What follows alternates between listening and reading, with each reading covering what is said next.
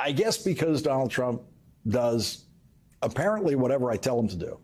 He did not glare at me again in the courtroom today after I described Donald Trump's weird and childish and Trumpian attempt to, I guess, intimidate me by throwing his angry glare at me when he was leaving the courtroom yesterday.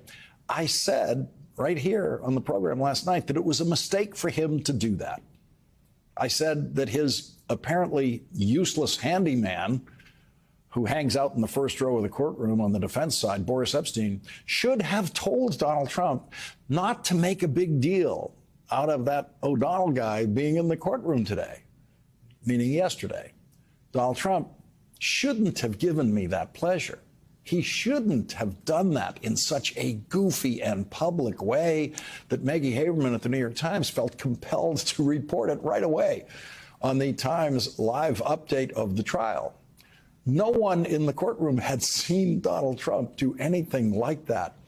And after that item made a little bit of stir on social media yesterday, we have a right to assume that Donald Trump, as I know he's done many times in the past, tuned in to this show at 10 o'clock last night to see what I would say about that incident. And unfortunately, he took my advice, the advice that Boris should have given him yesterday. And today, even though I was sitting in an even more prominent position on the aisle in the middle of the courtroom where Donald Trump couldn't possibly miss me every time he walked past me in and out of the courtroom today, he did everything he could possibly do to not look at me.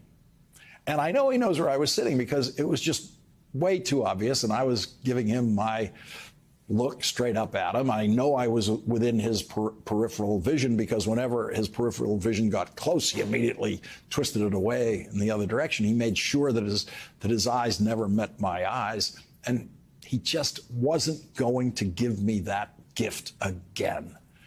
And other reporters in the room, including reporters I don't know, noticed his conscious choice not to do that, especially after yesterday, because it was so obvious that he made such an effort yesterday to look at me that today's effort, not looking at me, was just as obvious, with me sitting there looking up at him exactly the same way that I did yesterday.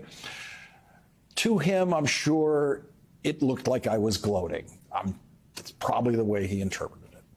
A couple of reporters told me after today's session he was afraid to look at you today. I don't think he was afraid.